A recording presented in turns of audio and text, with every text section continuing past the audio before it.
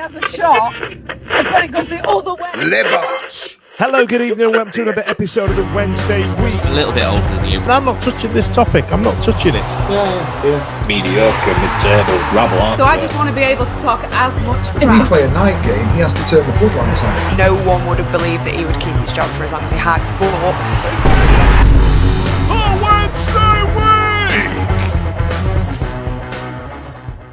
It says we're live on Facebook, so good evening once again, and welcome to another TWW Lockdown Live. My name's Dan Fudge. With me, we've got Ben, and we've got Steve, and also, as you can see there in the corner, we've got Wednesday legend, or Sheffield legend as it is, Mr. Terry Curran. Ladies and gentlemen, thanks a lot for joining us, Terry. How's it going, pal? You all right? Fine, thank you. Barring the result again last night, but other than that, not too bad. Well, I'll tell you what, we're going to get there later on. We're going to talk about your career. We're also live on Facebook as well. So what we're going to do is we're going to get some comments come in from people. They're going to ask us some questions as well. See what it's like. From the people that remember back in the day. You know what I mean? When men were men and all rest in it.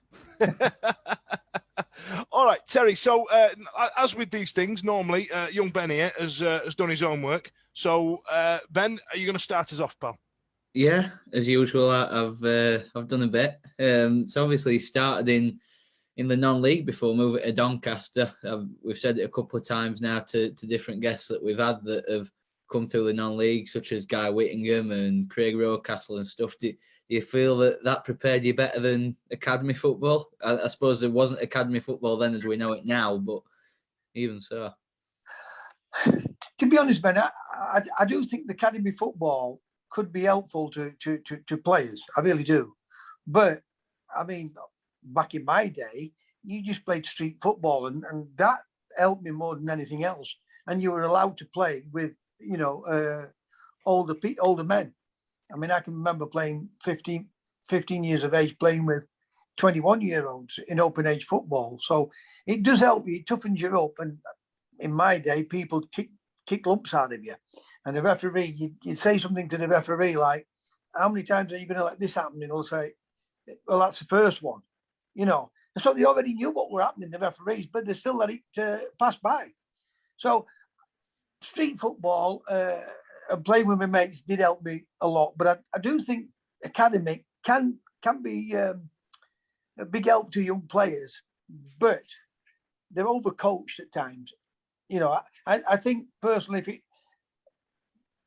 round about 14 or 15 for them to come in, right? But younger than that, just let them play football with the mates and let them learn the skills itself, the control of a ball and trying to beat people. Not just trying to beat people, but everything about the game.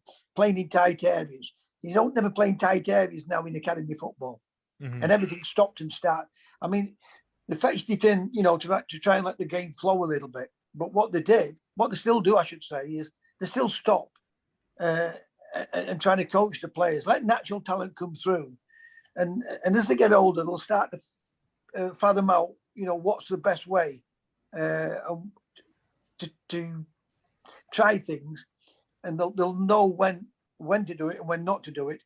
And then other players will help them. And then the coaching can come into it and give them a little bit of new ideas. But trying to give them too many ideas at once when they're young kids. And I know kids take more in, but your brain's telling you something, but the coach is telling you something, and you're trying to please the coach, because if you're not pleasing the coach, whether they like it or not, some coaches won't pick those players, and especially when it's a young kid, then it can be a distraction to them and a downer on them. That's a really interesting point, because you've got I'm sorry about these references, Ben, because he's going to be quite old. But back in the turn of the century, we had players like for this country like Joe Cole. We had Wayne Rooney. Joe Cole's an interesting one because very gifted with the football. Even Jack Wilshere to an extent. Had he have been brought up in a different country, for example, Spain, where they invested themselves in Lionel Messi, do you feel that their raw talent and their raw aggression was kind of coached out of them a little bit? I mean, Joe Cole never really reached those echelons of being top end, did he? It wasn't regarded, you're left-footed, go and play on left, son. That was kind of it, wasn't it? Yeah. You see, you've hit the nail bang bang on the head there. You are 100% right. What's the first thing that, pundits and anyone what goes to a football match when we get foreign players come in, what's the first thing they say? They look technically better than we are. Mm-hmm. Well, even now, I mean, I look at players today, and there's some absolutely terrific players, skillful players. And like Joe Cole, like you said, not only was he coached maybe out of expressing himself more, he was put in an area which didn't suit him. Mm-hmm. They put him out on wing or put him in an area. If they'd have played him like a Messi and let him go and play, he'd be the one what be the link up and could see a killer pass, brave enough to play the killer pass. Where when the player signs certain players, you hear them turn around and say, is a safe option. Well, safe option, there isn't such a thing as a safe option because you've got to be able to get out of tight scenarios and you've got to be able to see openings early enough and quick enough to give your teammate the best opportunity to take that. And you're right.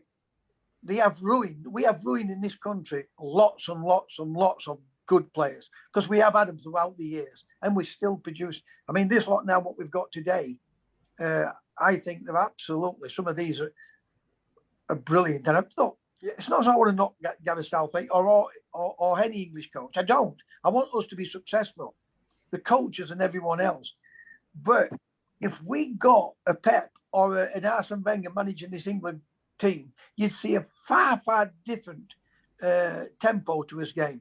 And I will say this about Southgate: he has tried to change it, but it's still slow in his tempo. So yes, I agree with everything what you said there about not only Joe Cole but lots of players. Paul Scholes, he's not an athlete, but what did we do with him? We got Gerrard and Lampard, and we don't know how.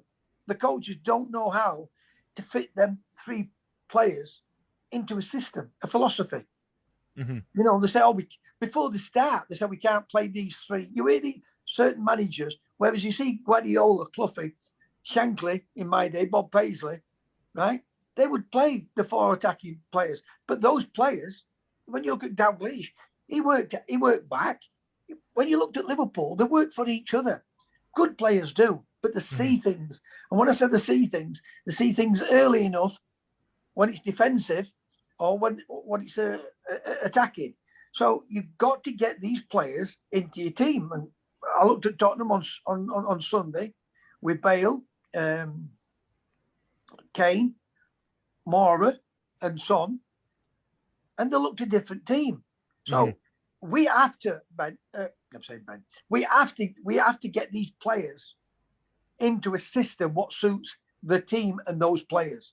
And until we do that, we will struggle.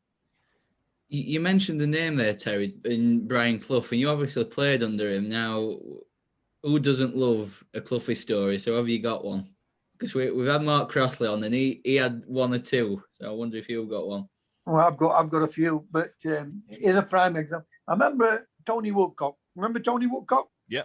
Played with Forest. I've heard that name. England. I don't remember him. But... Great player, Ben. Absolutely great player. And he was selling him to Lincoln or Doncaster. And if one of them had come up with the extra £5,000, Cloughy would have sold him. Anyway, we're talking about certain aspects of the game. We're playing at Bristol City. And he said to me, young man, who was the best player on the park last night? I said, Tony Woodcock. He said, you know nothing about football, lad. I said, you sell him and you'll regret it. Right? Well, 6 weeks, 7 weeks later, we're all on training pitch, comes over to us all, and he comes back, young man, I'm sorry. The kid can play football and you don't know something about football. But there's lots of stories with Cloughy. But the greatest thing about him, if he didn't like you, I remember Martin O'Neill, he said to Martin O'Neill, young man, I don't like you, but I'll play you. So the thing about him, he wanted to get the ball on the floor, he wanted you to play football. He never spoke about the opposition. He always said, cut out dangers, right? Be brave and take chances. So he got this aura about him that people, even if they didn't like him, respected him. And that was the main thing with him, he just wanted you to play football and not. He never worried about the opposition. Whereas when I played with some managers, Jack, I found Jack was a better player than what people give him credit for. Because when he trained, he would join in occasionally, and he had a lot of ability. But don't forget, you got Bobby Charlton, his brother. I know he's a big lad, Jack, but he had got good technical ability. But he panicked. Well, not panicked. He was scared of losing. I mean, I once said to him about that, like at Leeds' great team. I said, "You should have won a lot more, Jack." And he blamed Gavin Sprake. He said, "If we've had a top goalkeeper," he said, "we would have won a lot more, Terry." I said, "But you're like Revy. If you're winning 1-0, you want to get it into corner." And I understand it. It's because when you go for major trophies or if you're in a relegation battle, you've got to cut the mistakes out, right? But if you don't take that chance of trying to win, then you're going to lose more than you'll ever will win. So things about them, Cloughie and all these type of managers, they've got something what lifts players. I mean, Jack, I didn't like the way our Jack played football, but I would have run through a big wall for him. No, but I would have done. No, fair enough. Have you got any more, Ben? I've got Facebook up, so there's a couple from Facebook. Who is the best player that you played alongside, Terry? Well, I played with some absolutely world-class players: Colin Todd, David Nish, Roy McFarlane, John Robertson, Ian Boyer, Andy Gray, Kevin Sheedy, Peter Reid. I can go on and on. Peter Reid and Colin Todd are interesting there, Terry. Sorry, go on. But the best one, before you finish, the best one I ever played with, and I forgot about my mate at Southampton, Alan Ball, but he would, at 32, 33 years of age. Charlie George, I'm telling you, it's criminal what the English managers did to him, and Curran and Hudson and these players. It's absolutely criminal because these players may have got us to a World Cup final or a European Cup final, and we would not play them. So, what do you think it was with Charlie George? Because he's like a legend, isn't he? Where was he? Arsenal, right? Arsenal and Derby. I played with him at Derby, and then he came to Southampton. But obviously, when I think Charlie was on there a week or 2 weeks, then I came to Sheffield Wednesday. But I'm telling you, Charlie would do things in training. And I mean, I used to do things and people would ask me how you do that. But I remember watching Charlie and I said to him, "How did you do that, Charlie?" And he'd whistle, he'd put the spin on the ball and he'd spin, like a person would throw a stick for a dog, and then whistling back, get the ball back. He'd put a spin on the ball, Charlie, and he'd whistle and all the ball come spinning back to him. He got every mortal thing, pace, strength, But the problem with Charlie is like me. He answered back. And if you answer back, you're never going to get anywhere. If you that's look what at the they say. players who answer back, It's what they say about Brian Clough, isn't it? The greatest England manager that never was, because he just answered back. Yeah. It's not that you answer back. You're asking a question. Is that right? Why not try it this way? But I don't understand managers, and you have to be the boss. Listen, players, Charlie worked as hard as anybody I've ever seen, right? And he spoke a lot of sense. It weren't that he was being critical with the manager at Derby. He would say, "That's wrong. Try this." And then the manager has to do it how he thinks is best for him. But sometimes they do get it wrong. He's the best I've ever played with, Charlie. Good to know. I'll gen up on Charlie because I know he's a bit of an FA Cup hero, isn't he, for Arsenal? But go on, Steve. Anyway, go on YouTube and watch him playing for Derby against Real Madrid. What a classic performance of an English, skillful, technical player. That's a fixture I've not come across in my lifetime, if I'm honest, here, Terry. But I'll take a look at it on your advice. Go on, Steve. I was just going to. I find it really interesting because I'm obviously a little bit older than Ben and slightly older than Fudge. It's a difference. I'm always interested in finding in people that consider the differences between the way that players played with due respect, in your days versus now, and you know, looking at it in terms of, like you've talked about earlier, the technique and the way that we play nowadays. Do you think that, take Charlie George for example, do you think he would have? How do you think he'd have held up in the sort of style of play that we see nowadays? Without being rude on that, they are hypothetical questions, aren't they? In a sense, and what I'm trying to get across is, and it's great to talk about. I'm going to tell you, I'll say, he would play, and like these good players today would play nowadays on bad pitches, right? I remember 35, 40 years ago, I look at Guardiola, and I'm 10 years older than Guardiola, and I was arguing about playing football, high press, and, you know, using the ball quick, but still having players in the team, you know, like a Stan Bowles or Curry, what could open it up, Hudson's, you know, Dave Thompson, great wingers, you know, what were in and around in my day. The problem is, what they did in my day, they would kick you off at park, right? Or they would put a man-to-man marking you. Whereas today, they protect the back four. You know, people say the game's quicker. The only reason why the game is quicker, and it is quicker, but the only reason why it's quicker is that the ball is kept in play more. When I was playing, the goalkeeper, you could pass it back to the goalkeeper, pick it up, and kill 4, 5, 10 seconds of the game, right? Then the opposition would turn the backs and drop back 5 or 10 yards, and then he put the ball back down again. Whereas now, he can't pick it up. It's got to play. That many teams now try to play defensive football. I mean, Guardiola's done it now for what? But before Guardiola, the Brazilians did it. I mean, I don't know if you remember the great Brazilian 70s team. 70s squad, the Carlos Alberto. You know, they kept the ball and passed with accuracy like no other team I've ever seen. You know, and then we got Leeds United start to do it, but a lot of good teams in England started to do it then. You know, and Guardiola's fetched that. People said it couldn't be done in anything can be done. The problem with the English football it's up and down football. It's never consistent because the majority of the teams are giving the ball away. So yes, players would have played. The good players will play because they've got a natural football brain and they think about it. The ones what would struggle more would be the ones what went out drinking a lot. Shocking.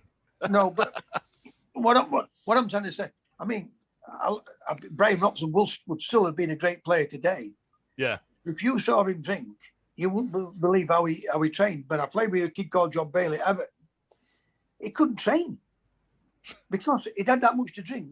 Whereas Robbo or and Alan Ball, they were big drinkers.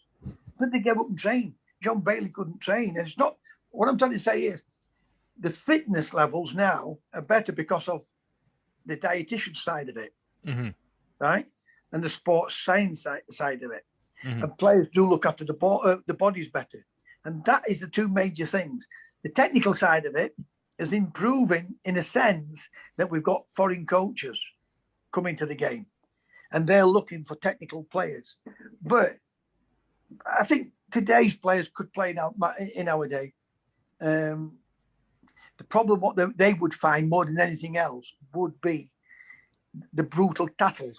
Yeah, the physicality of it. Yeah, you look back on some old ones, don't you? Maybe find difficult because of the personalities. And I'm not knocking them. I've got a son saying, not Jock, because he's a tough lad, this Jock, whereas Tom, if they're not going their own way, they're not playing. And that's what the problem is, probably with a lot of young players today. You know, they sulk a lot more than what we would have done in our days, but we would have been frightened to sulk. You know, better. It's a better society today in one sense, but it's worse in other sense. You know what I mean? Yeah. What do you make of? Obviously, you're talking about the difference in terms of the physicality of the game. I mean, Shaw's had 2 red cards this year, and we talk about it a lot in and amongst ourselves. And I go out and I'm quite vocal about it. I don't think Shaw should have been sent off once this year. I think the 2 tackles that he made have been absolutely fantastic. What do you make of, you know, shall we call it the softening of the game a little bit? Well, I prefer it because I got brutally kicked. and you're allowed now to express yourself. Where I agree with you is this. there's a lot more people will look at a sending off and they'll say that's not a sending off. Yet the referee either gives it or they do, is it Stockley Park that they yeah. And somebody there it's like giving a fine line of a sending off. I agree with you 100%. You know, if it's a sending off, let it be a sending off, right? But for little things, what sometimes you think, well, hang on a bit, he couldn't have stopped himself. No, there is players what will still try and do players, regardless what anybody says. But majority of the time we all see it. Yet there's some people will agree with the referees and say, oh, he's got to be sent off, he should be sent off. You know, but opinions is opinions, and you can't stop people having opinions. And at the end of the day, it's their opinion. But when it spoils the game when a man gets sent off, what really shouldn't have been sent off. So I agree with you on that. Okay, so let's move on forward into your career then. Let's get to Wednesday. So you're on the South Coast. You know, you're in Southampton. You're there on the docks and late night kebab houses and all the rest of it. And somebody says to you, "Do you want to come back up north?" You know, was it Jack that enticed you? You know, did you have much of a say in it? I mean, you know, what went off up there? Well, I don't think I would have left Forest. At some point, I wanted to play for Sheffield Wednesday. I always wanted to play for them at some point. If I wouldn't have got the injury I got at Forest, I don't think I would have left. It took me nearly 12, 14 months to recover from a serious knee ligament injury. I went to Derby. The doc was chopping and changing, selling players. And that's the only time. No, McManamy was the only one that never tapped me up. The rest of them all tapped me up. What happened with Southampton? It's a beautiful area. I was enjoying my football there. Started to play really well, got my confidence back from the injury. And I got a phone call from Morris Setters. Well, Morris signed me as a young kid. He knew I was a Sheffield Wednesday fan. He said, why don't you come and help us out me and Jack out at Sheffield Wednesday? And as managers do, they said that you can make yourself a legend there if you're successful. And that's how it came about. And I met him up at Leeds in Cinderella's Rockefellers nightclub after we played the semi-final of the League Cup. Me and Bawley went in, and Jack then said to me, would you seriously come and play for us? I said, of course I would. And Bawley were going mad. He said, you're too good to go and play in third division. I said, I'm going because I want to play for him. But I said to him, if we qualify, if we get through to the final, I'm going to play in the final. Or I want to be here for the final. You can't guarantee you're going to play. I said, but I'm going to be, I'll have to wait while the final, and then I'll come. We got to the final. And like I said, McManamy then offered me a 3-year contract. But I'd already made up my mind I wanted to go play at Sheffield Wednesday. I mean, I'm glad I did, but it weren't a good move for my career in one sense, going and play third division football. I guess not. I can imagine that knocking you back a bit. Now, as you know, we're on Facebook. A few people have fired a few questions in. Ben, what have we got live there, pal?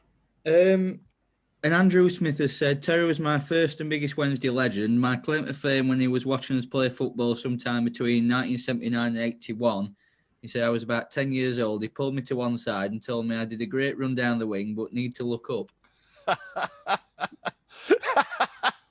I love that.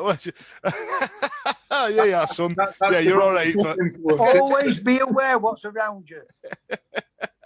10-year-old. Bloody hell, it's Terry Curran. Get your eyes up. Get your head up. Have a look. There's another one from Karen Birch. I was in the Terry Curran fan club and collected tokens for 4 weeks for 4 posters in the Star. There you are, Terry. Do you remember? Yeah, I remember that. I remember the fan club and having to collect the tokens for the. They must have made a fortune out of me, that paper. I think we still are, boss. I think we still are. Okay.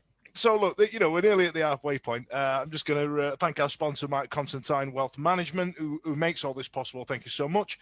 And so what we're going to do, Terry, I'm going to change it up a bit. Normally we'll talk about your career and all the rest of it, but Sheffield Wednesday, as it stands, are shite. And I want to, I was listening to your podcast the other day, and it was a bit of a preview before the Rotherham game. And last night was our 7th loss in 6. We lost in the 97th minute.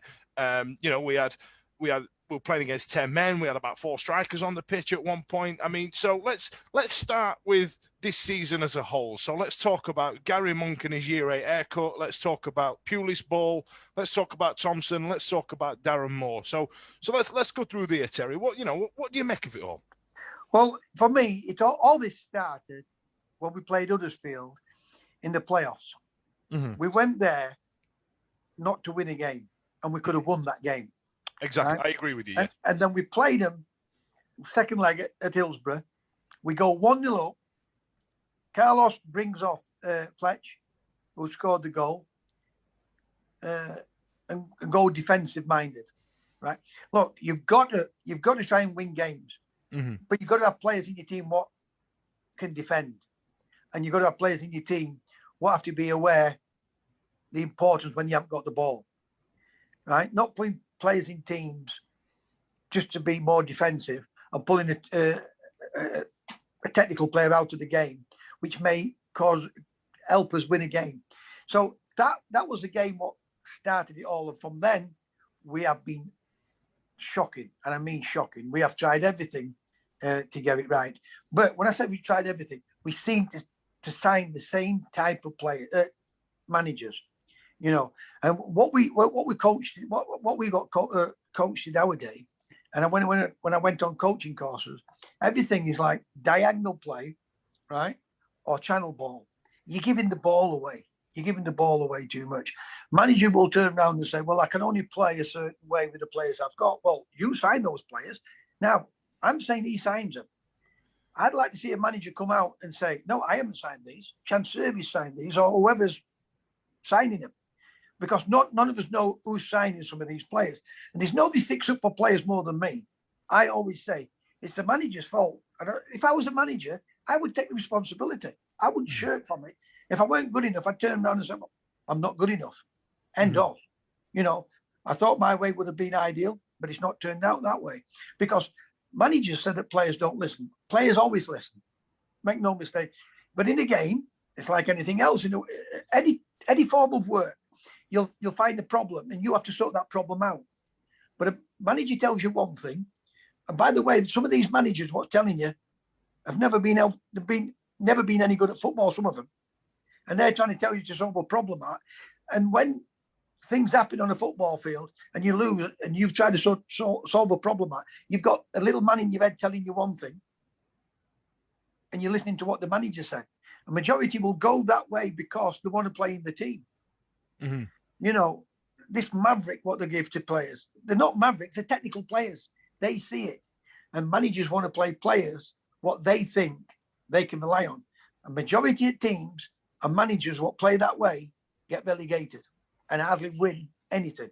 So we haven't had a top quality manager since Ron Atkinson. I thought Francis did reasonably well, but the thing is with Trevor Francis, you know, is not publicly outgoing. Like, outgoing. He's not going to galvanise a group of lads, is he? You know what I mean? There was some big personalities in that dressing room, and he gets derided a bit for winning stuff with Atkinson's team, doesn't he? Yeah, I think Ron Atkinson is the best manager we've had since Harry Catterick. I really do. I mean, Jack, I love Jack.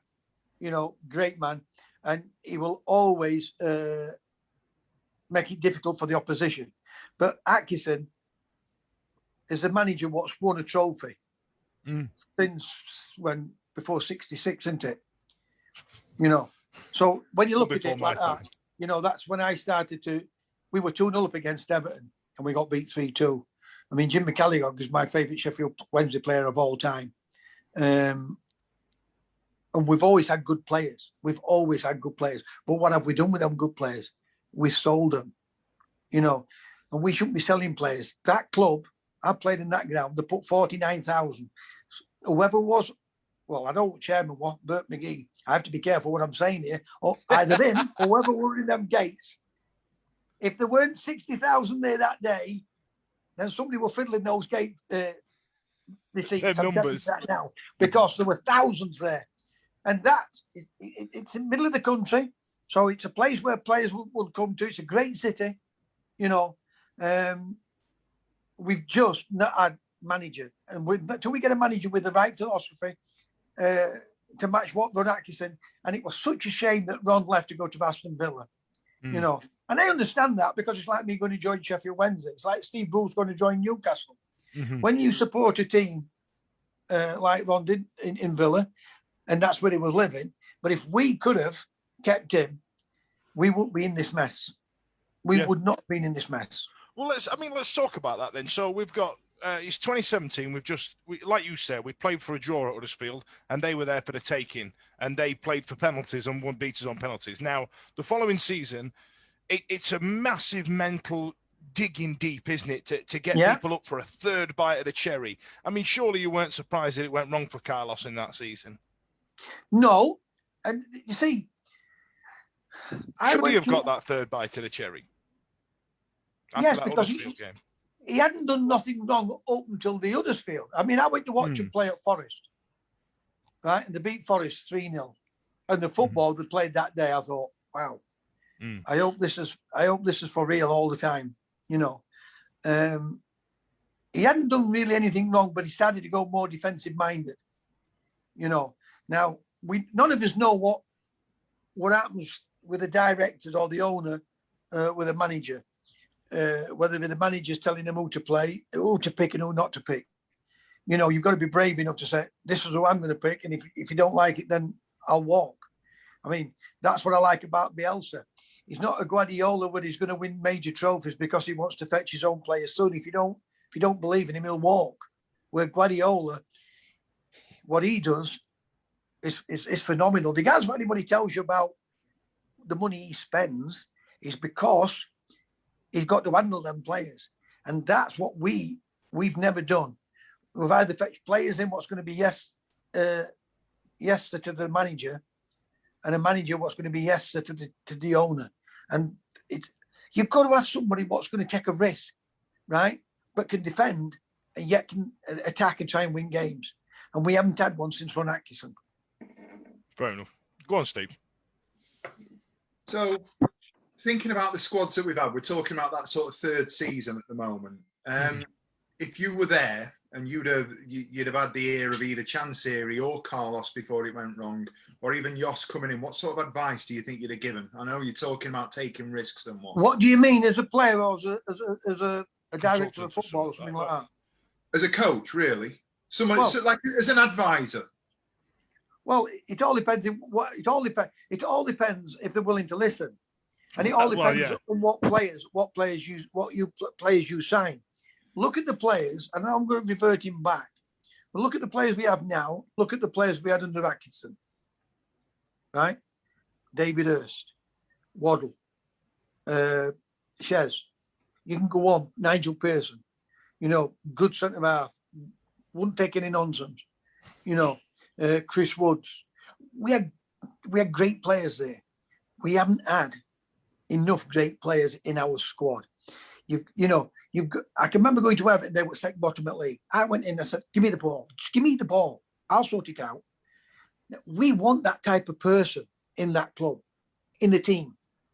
You know, even if he loses it, he's not going to be afraid not to want the ball again. You've got to have the right characters. They've got to be the right players, what's going to look after themselves.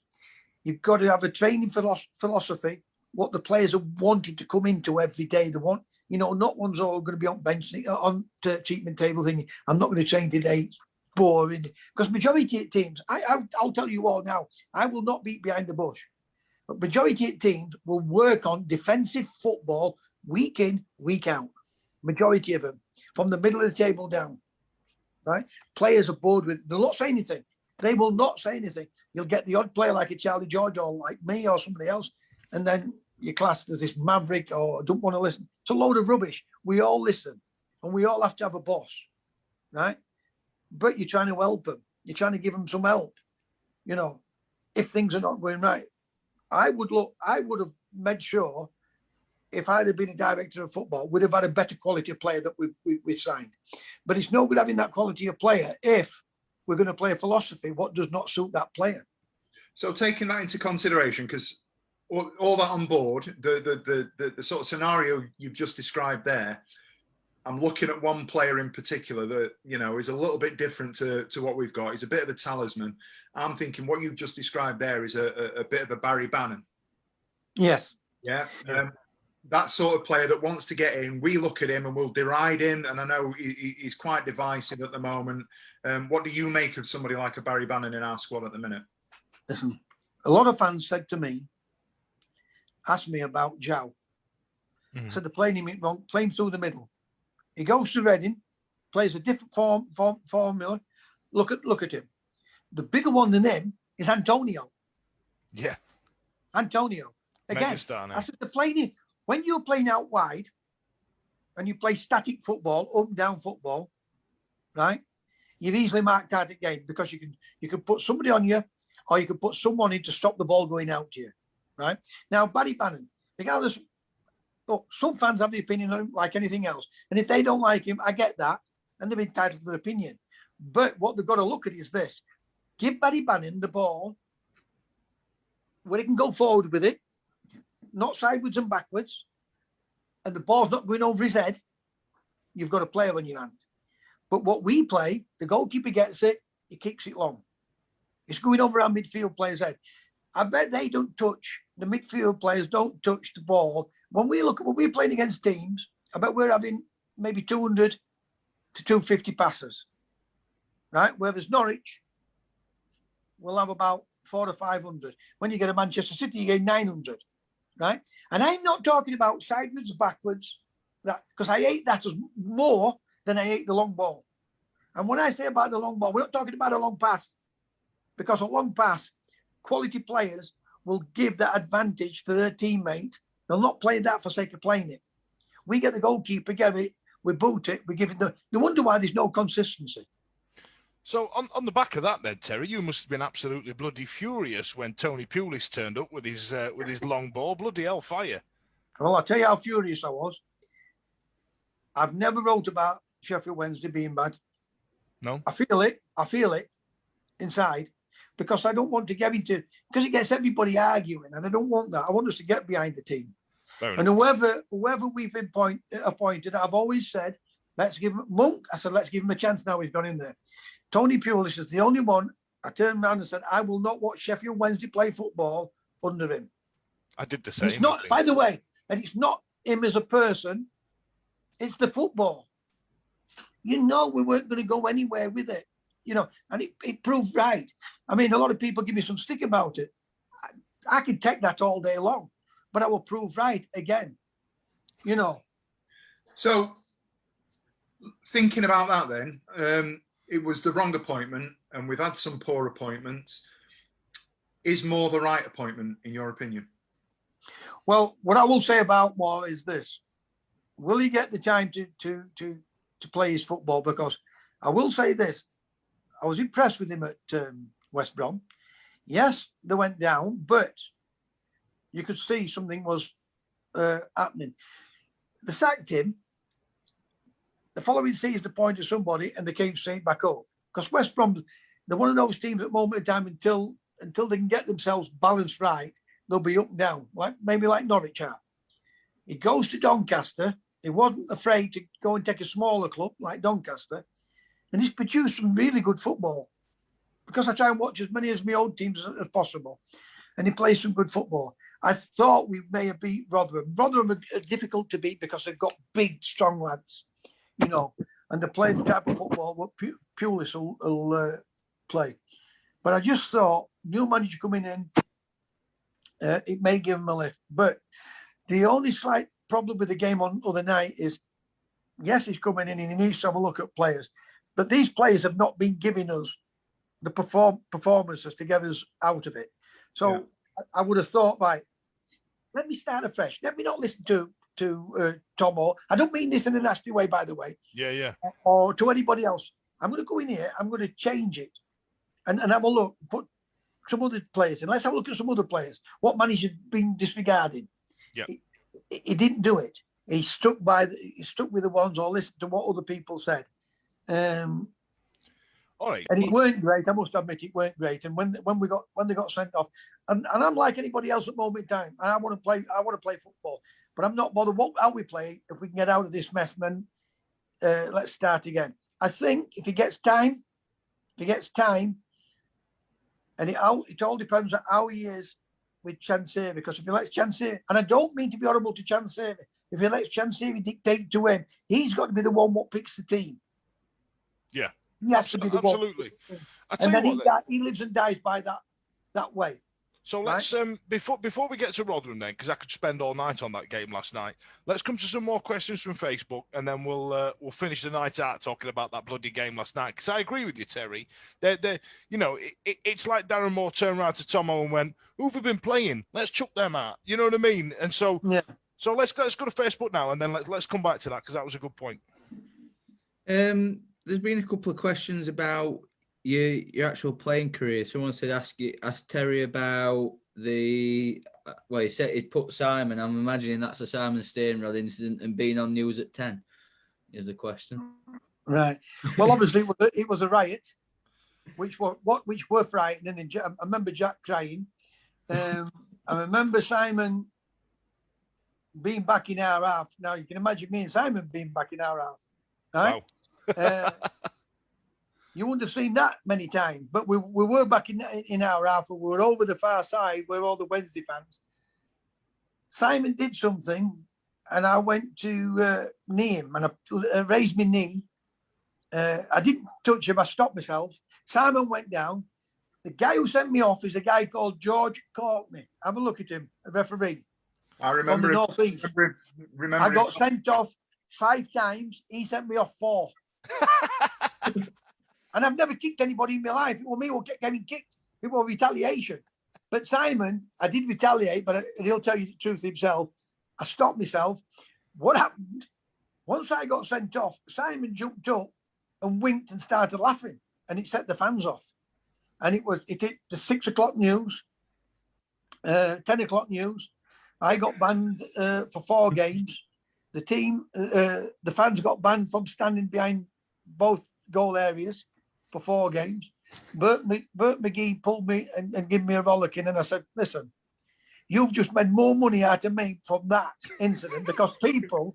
So don't tell me what I can do, what I can't do, because you've just made a fortune with 24,000 seats and not people standing now."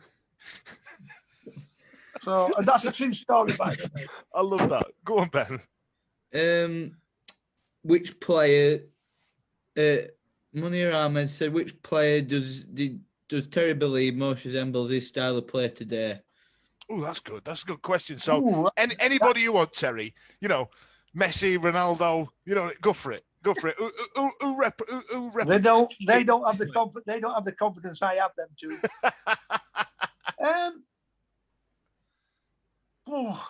To see the football is a lot of. There's not a lot of people what dribble with the ball now, is there?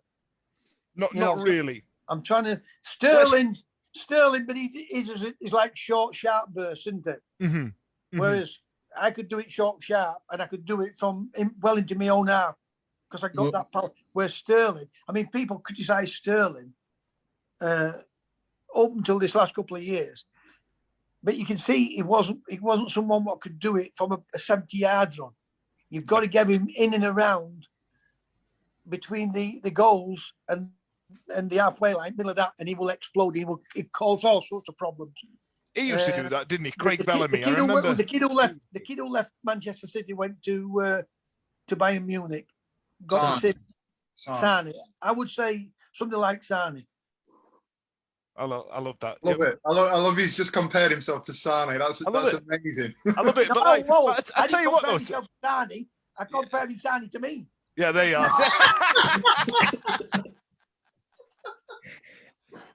Seniority. Yeah. Listen, before you get on to Rotherham, right? We drew with Chesterfield. This is a funny story. Some of the fans will remember this. We drew with Chesterfield, and Jack has gone absolutely ballistic. And if any ex-players are listening to this, they'll be pissing themselves laughing. Anyway, they scored it 93rd minute to make it 3-3, and Jack got so all week we're training, right, of running deep into the corners, right. I got blamed. By the way, I didn't lose the ball, right. It was somebody else that lost the ball, but I got blamed for it, right. So we did all week of running the ball into the corners, right. So I said to Andy, this is boring me sick. I said, I'm pissed off with all this. So I said, I tell you what I'm going to do, Andy, on Saturday. Andy McCulloch, I'm talking about. I said, I'm going to get the ball. I'm going to take it into corner, and whatever end we're kicking at, I'm going to run the full length of pitch and take it back to our goalkeeper. Anyway, I got the ball as we were kicking towards Lepping Nine then. I got the ball on the left-hand side, and Jack shouted, corner! Right? We're 4-0 up, or 5-1 up, something like that. I ran into Lepping Lane corner, right into the corner flag, ran the full length back, passed the ball back to Bob Bowden. I tell Andy McCulloch, and Andy said, you daren't do it. I said, who daren't do it? You watch. Anyway, and some of the fans were booing me because obviously I shouldn't have been doing it. Some were laughing. And then after the game, Jack went ballistic. Are you trying to take the piss out of me and all this, like, you know? But no, great club to play for. And it was a great time. I mean, we weren't a great team, but we were a decent team at that level, you know. But great memories, absolutely fabulous memories. There has been another question coming about Jack Charlton, and this might very well be after that. Ask Terry about the fight with Jack in the gym. I think everybody knows about that. I mean, Mel tells it. You see, Mel tells it in a different way, because on the after dinner speaks, they all had a little bit to it. But the truth of the story was this: I was enjoying playing through the middle. When I said playing through the middle, Jack used to say to me, "You're not a centre forward." I said, "I know I'm not a centre forward." I said, "But I'm never going to win a ball. When Bob Bowler gets the ball and you wanted to kick it that length of pitch, no way I can head that ball, because you've got big 6 foot centre halves, 6'2", 6'3" centre halves." Anyway, we trained. It was some unknown reason we couldn't train outside. I think with snow, whatever it was, but we're playing Norwich and we're training in the gym. And Jack shouted, "You're playing on the wing tomorrow at Norwich?" And I said, "No, I'm not." And he's at bottom end of the gym. And he said to me, "You are?" I said, "No, I'm not. Can you now? All you people, all the older people, remember the sheepskin coat Jack used to wear, especially for the Arsenal game when he was shifting snow off the pitch. With that sheepskin coat he got on, and I could see him. He started to take the coat off, and I could see him. He's getting angrier and angrier. He says, "When I tell you you're playing through the middle, you're playing through the middle." I said, "No, I'm not. Or I don't play. So play God knowing, you know." Anyway, he's getting closer and closer, and he starts to take his coat off it. I thought, right, now Mel says I threw the punch. No, I didn't. And this is gospel truth on my 2 kids' life. Jack threw the punch. And as he's thrown the punch, I've ducked, as you would. As somebody's throwing the punch at you, you've ducked. Right? And I've got Jack now to my shoulder, to his tummy. Right? So I've lifted him, he's gone over my shoulder. And everybody, all the lads have jumped in to pull us apart. Right? To pull us apart. Barring Mel. And Mel stood off about 5 yards off, because I could see Mel from the corner of my eye, laughing his head off and shouting, "Hit him, Jack, hit him." But that is the true story. But I mean, everybody thinks with me and Jack were as like a married couple. Oh. Right? If we weren't well, we didn't ever not talk. We'd argue, but within the next 3 or 4 minutes, we were laughing as though we hadn't had an argument. You know, like I said, I would have run through a brick. I didn't like the way we played at Sheffield Wednesday. No, I didn't. But I would have run through a brick wall, and I respected Jack so much. Not because of his coaching, for what he won in the game. Mm-hmm. And as a man, that man gave to anyone. He would give to anyone. People talk about him, you know, he never bought a drink, and he did, because everybody would offer him a drink anyway. Mm-hmm. You know, but he would. We had fans what would spend all the money. He would he'd say, "Right, come on, you're coming back on Coach Rios." Brilliant manager. Not the best manager, because Clough and Kendall were, and he proved it because they won something. But Jack, I'd soon have a night out with a good night out with Howard was brilliant. I'd soon have a night out with Jack than I would with Cloughie, right? But Clough is by far the best. And listen, I got away with murder at Nottingham Forest. He never bollocked me. You can ask any of them. Robbo, Martin and it, they'll all tell you. They used to call me God. They got about Beckham. They used to call me Golden Bollocks with Brian Clough. I tell you what. So I was going to say, let's talk about Rotherham, but bollocks to Rotherham. I want to hear some of these old stories. I've got another one here. Tell us about the greyhound in the treatment room. What went off there? Yeah, well, we bought this greyhound. You just bought a greyhound? It was a greyhound called Spiral Please. It was trained by Harry Crapper. And Jack said, why don't we get a greyhound? And I'd had enough of greyhounds, if I was honest. I've always had them. They cost you more money than enough. Anyway, we finished up buying it, me, Andy McCulloch and Jack. And as it happens, it got injured in its second race. And it was running on a Friday. And Harry Crapper said, can you get any infrared on it? Mel must have been injured. And I took the dog into the stadium. I'm trying to think of physio what. If any lads are watching this, they called him Graham. I forget his surname. He might have called him Graham his first name. It's a long time ago. And when I get into treatment room, I said to Graham, I said, can I get some infrared on this dog? It's running on Friday. It needs some treatment. Mel's on the treatment room, on the treatment bed, table. And he said, yeah. I said, come off that, Mel. So Mel said, what are you talking about? I want to play on Saturday. I said, dog's running Friday. You'll be all right. Don't worry about Saturday. I'll make sure you'll be fit for Saturday. I said, I want this dog. As it happens, the dog run. It got late. Didn't win.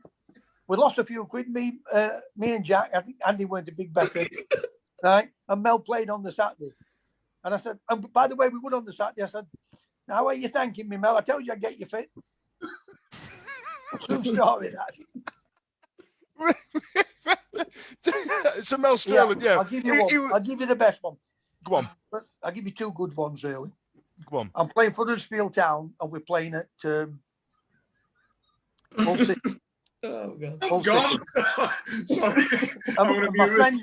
My friends from my village, Dennis Doody, Kev Kelly, Joe Kelly, Tony Kelly. Tony was, it's like him, always laughing.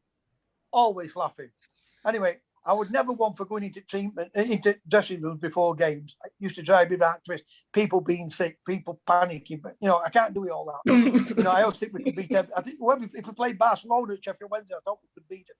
Anyway, we're playing at Hull, and I backed this horse. I've £100 on this horse called Pebbles, right? There's a knock-up winner. It's my mate Tony Kelly. He said, "Can I come up bus and listen to it?" Because there weren't televisions around like there is now. I said, "Come on." Anyway. Just after 3:15, he comes marching onto the bus, Mick Buxton. He says to me, he said, what are you doing? We kick off at 3:00. I said, don't worry, we'll beat them. I'll score for you. We beat Hull City 1-0. But the best one was at Forest. I was so angry after, not getting back into the team, having been injured. And Tommy Dock is tapping me up to go to Derby. And so Cloughie's played me in 2 games and they hadn't won for a month. And we beat Hereford away 1-0. I scored the win and then we drew up at Carlisle. And as it happened, we finished 3rd that season. We managed to get up and the rest is history about Forest. But I weren't over keen of Pete Taylor. And Pete said to me, I didn't put my foot in. I said, I've just been out for 9 months and I was frightened of me giving way. Any player will tell you what's had a serious knee injury. They'll tell you, you are a bit wary about you. That was my first game. And we won 1-0 and they hadn't won for a month. And I tell him, I said, what you know about football, Pete, I forgot. Don't tell me about football. Anyway, I played on the Saturday and then they left me out again the midweek against Southampton and I went ballistic, manager. And Cloughie would start laughing at me. He wouldn't. I never had a rollicking off Brian Clough. And that is gospel joke. Never. I used to call me God bollocks to them lot. They did Robbo and all that. But they would get a rollicking. I never got a rollicking. Anyway, I slammed the door and it came off his hinges and he got his feet up. He's laughing his head off. I goes in to see him the following day and I said to him, I want to move. And he said to me, look, you've had a serious injury and I had to finish with this. So calm down. You'll get back into the team. I don't think you're ready. I said, if you don't think you're ready, I'm ready. That's okay. But I think I'm ready and I want to play. So I finished up going to Derby. Right. But what had happened in between that, he thought I'd calmed down. Anyway, I went in again Monday. I goes in to see him, he's not in. And I see Pete's reading the Sporting Chronicle. There's a Sporting Life and a Sporting Chronicle in our day. and Pete's reading the Sporting Chronicle in his office. And he said to me, come in. He said, can I help you, Terry? I said, no, I don't speak to organ grinder. Where's Gaffer?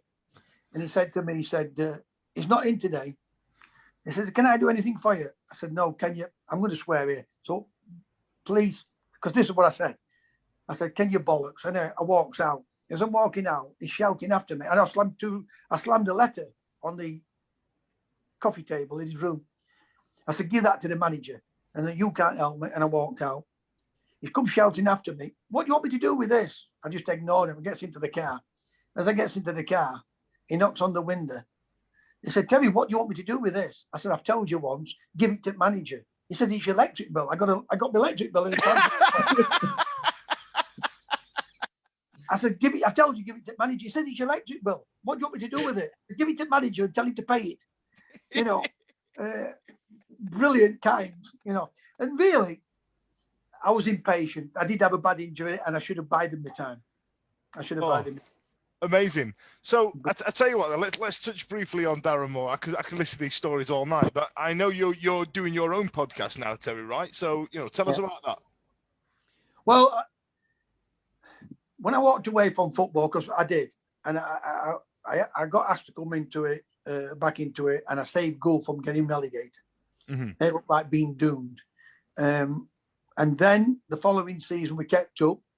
And then the following season, we'd won 8 out of 9. And then the chairman, Chris Ray, would want me to get rid of players. Couldn't afford to pay for them.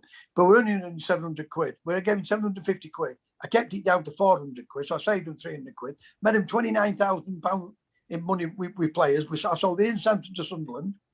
I sold a kid to Wigan for 5,000 quid. I got Forest and Leeds down. We made another £8,000 a piece from them. So I said, where's all that money gone? And then when I walked away from it, and I thought, well, it gives me time now to do what I want to do instead of being pestered all my life.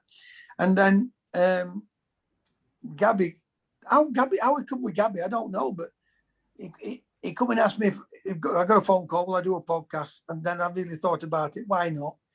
We'll start to reminisce on my time in football, and that's how it started. And then a lot of people send messages, and I don't, unless they send me messages on my personal one, then I don't reply to them because I don't know how to get onto them half the time. So that's how it came about. And then he'll say to me, "Oh, so and so want to come? Want you go on Sheffield Wednesday?" Well, I would never turn Sheffield Wednesday down. And then I've got one next week for Everton, and so these other people now ask me to go on theirs. But we're really trying to get our podcast going. We're looking for a sponsor, me and Gabby. All right. Okay. So what sort of stuff do you chat about, or is the aim of football in general? Football in general. It could be Jack Grealish, it could be Foden, it could be Sheffield Wednesday. It could be anything. What's happening in football at that moment in time, and obviously managers, the way of their philosophies. I mean, people think I'm critical of English, and I'm not. I am not. I want English coaches to do well. I really want them to do well, but we're never going to do well the way how we play football. No, and they complain about not getting a chance in football. Do you think they're going to give Sam Allardyce a chance to manage Liverpool and Everton if they're going to play football like that? You've got to be brave like him at Brighton. Yeah, they might get relegated, right? But he's got a far better chance of getting a bigger club than what Sam Allardyce has. He's got more of progressive thinking behind him. I'll tell you what, Terry, actually, you were talking about comments online, and listen, if you want, get in touch with Terry on Twitter if you want to consider sponsoring this podcast and all the rest of it. But we've had a really good few comments here, Terry. Standout one here. There's another couple. Standout one here from my mum. She says, "Did Brian Clough play the electricity bill?" No, but he bought me a car, by the way. Yeah, somebody's written that. Somebody's mentioned what happened at Bury, what happened at Wimbledon. There's a story there and a car, apparently. So there you are. I'll lead you in. Go on. Right, the Bury one. When I was asking him for a move, I said, "Anyone come in for me?" And I know Derby had been tapping me up to go and play for Derby County. He said, "Young man, no one's come to sign for you. No one's come in for you, but Bury have." And I said to him, "Well, I'll go to Bury then." And he looked at me, gone out. So I goes to Bury. I played a couple of games, right? And I don't like travelling, so I stayed in a pub up at Bury, just near the ground. I get a phone call from Clough, and he said, "Young man, who'll give you permission to go and train up at Bury?" I said, "You can play there, but you can't go and train, lad. Get your ass back down here tomorrow." I went in to see, I'm trying to think of the manager at Bury at the time. Was that part of the deal then, that you had to train at Forest and then go and play for Bury? Yes. Was that a normal thing? I didn't know that. Bloody hell. I didn't know that. When if Jock went on loan from Grimsby to a non-league club, they would train it because they don't train. But when you go to a league club, you would train with them. Good. Right? So I goes to see the manager, and I said to him, "I've had a phone call from Gaffer that I can't train here." Right? He got on the phone to his secretary, and he got the phone. In those days, the phones would come on with a loudspeaker, and they'd have 5 or 6 different numbers. One would be for secretary, 2 would be for chairman. Anyway, he gets him on loudspeaker, and he said to him, "Terry's coming to see me about he can't train up here. He's got to train with you." Clough said, "I've never spoke to Terry." And I said, "You what?"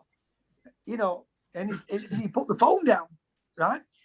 I played another game at Bury, and then he called me back. I didn't finish. I think I played the 3 games. I didn't finish the full loan period. But I mean, I really shouldn't have left Clough. I really shouldn't have, because I would have got back into the team. Well, I'm saying I would have. You don't know, because I went on to win everything. But he did think a lot of me. What was the other one you were saying? Wimbledon. I can't talk about that.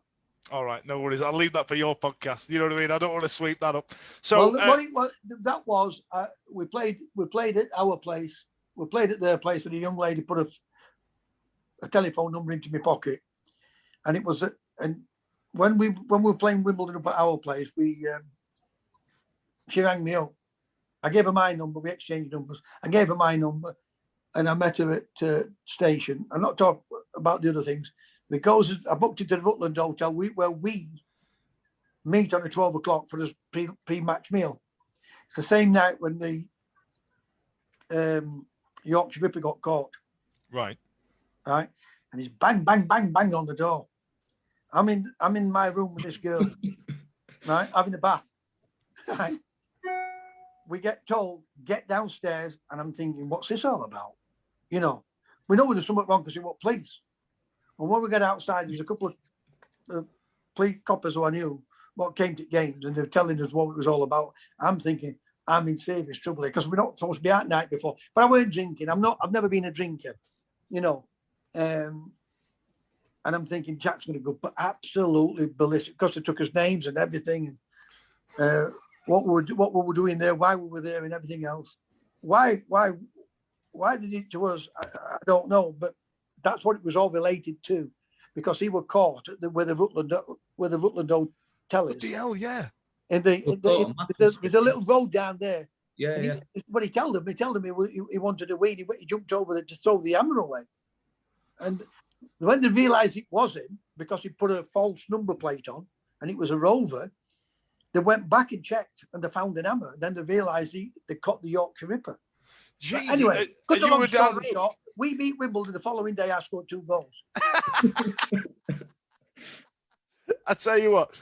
So, Terry, your podcast is called The Curran View, and I listened to it yesterday, and I must admit, really enjoyed it. I tell you what, I'll let you talk about Rotherham on that, because I've taken enough of your time up. Ladies and gentlemen, thanks a lot. Once again, please round of applause for Mr. Terry Curran. I'm going to take us off. But Vic normally does this for me. She's had a jab today, so she's off. But Vic's done this for me. I'm going to stop recording. Hang on, no. Do I want to? Yeah, I want to stop that, and then I'm going to take us off Facebook. Every week, live from 8 p.m. It's the Wednesday Week, bringing you football analysis. He came in. I think he scored a goal. Bringing you banter. Yeah. Bringing you responsible life hacks. Met you wonderful souls at 10 a.m. for some shots. The Wednesday Week. 1, 2, 3, 4 live. I normally just turn up and phone it in. I'm a little bit older than you. Like, That zero's gone. That goose egg's gone. also featuring player interviews. It's Mr. Lee Bunnan, ladies and gentlemen. Mr. John Harps, ladies and gentlemen. It's Captain Fantastic once again. It's Mr. Glenn Lubens. Oh, it's Mr. David Stockdale joining us this evening. It's Mr. Lloyd Owusu, ladies and gentlemen, who's joining us live on the show. Ladies and gentlemen, it's Mr. Carlton Palmer. How's it going, CP? You all right? Available on all social medias. Obviously, this goes out on YouTube and as well as all the other social media out there, podcasts, etc. The Wednesday Week 24-25 season. Join us next season. Put on your pod